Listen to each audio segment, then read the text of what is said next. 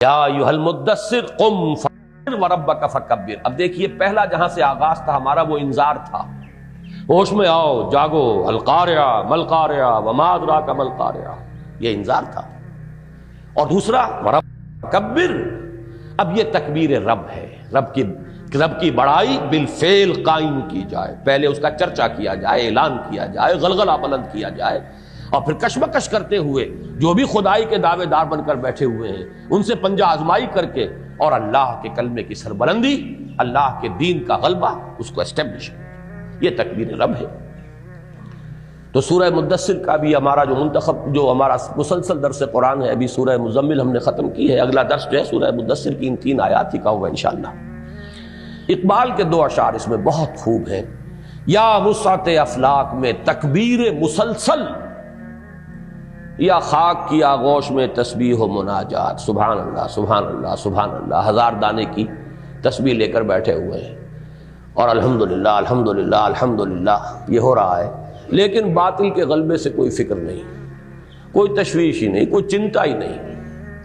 وہ یا خاک کی آغوش میں تسبیح و مناجات، اور وہ ہے اللہ اکبر، اس کا نعرہ، یا وسعت افلاک میں تکبیر مسلسل، یا خاک کی آغوش میں تسبیح مناجات، وہ مسلک مردان خداگاہ خدا مست۔ دیکھیے دونوں الفاظ جو کل بھی آئے تھے، معرفت ربانی اور معرفت نفس، اپنے آپ کو پہچانو اور اپنے رب کو پہچانو، اپنی حقیقت، اپنی عظمت، اپنا مقام، تو وہ مسلک مردان خداگاہ خدا مست۔ اور یہ مذہب ملا و جمادات و نباتات، یہ تسبیح و تحمید اور اس کی لمبی لمبی تسبیحیں، اور اس کے ساتھ یہ تو تسبیح کر رہا ہے کائنات کا ذرہ ذرہ، گھاس کا تنکا بھی پڑا ہوا تسبیح کر رہا ہے، ہر شے یسبح للہ ما فی السماوات و ما فی الارض۔ انسان سے تو کچھ اور درکار تھا، فرشتوں نے بھی یہی کہا تھا نحن نسبح بحمدک ونقدس لک، پروردگار ہمارے سمجھ میں نہیں آ رہا کمی کون سی ہے، تسبیح و تحمید و تقدیس میں لگے ہوئے ہم۔ کس لیے یہ خلافت اور کس لیے آدم کی تخلیق؟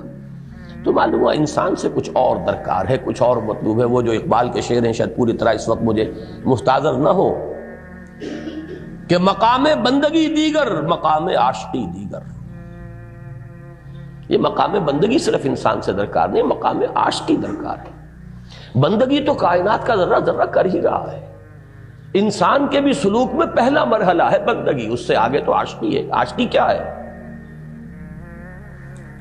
ز نوری سجدہ می خواہی، ز خاکی بے شدا خواہی۔ نوری مخلوق سے، ملائکہ سے تو سجدہ چاہیے، تسبیح چاہیے، تحمید چاہیے، اور خاکی انسان سے کچھ اور چاہیے۔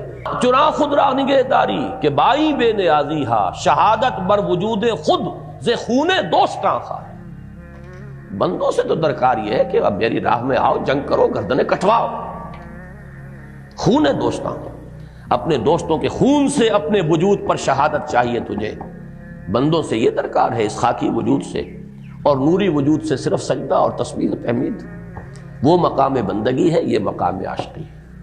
مقام بندگی دیگر مقام عاشقی دیگر، ز نوری سجدہ می خواہی، ز خاکی بے شزاں خواہی، چنا خود را نگہداری کہ بائی بے نیازی ہا، شہادت بر وجود خود ز خون دوستاں خواہی۔ بہرحال یعنی اللہ تعالیٰ کی کبریائی کا اقرار و اعلان اور اس کی حاکمیت مطلقہ کا بالفعل قیام و نفاذ۔ اب یہ 2 چیزوں کو نوٹ کر لیجئے۔ تکبیر جب ہم کرتے ہیں، اللہ اکبر کہتے ہیں، تو ایک طرف اقرار و اعلان ہو گیا، ہم نے مانا اللہ سب سے بڑا ہے، ہم نے اعلان کر دیا اللہ سب سے بڑا ہے۔ لیکن اگلا مرحلہ یہ ہے اس اقرار اور اعلان کی تنفیذ، واقعتاً اللہ بڑا ہو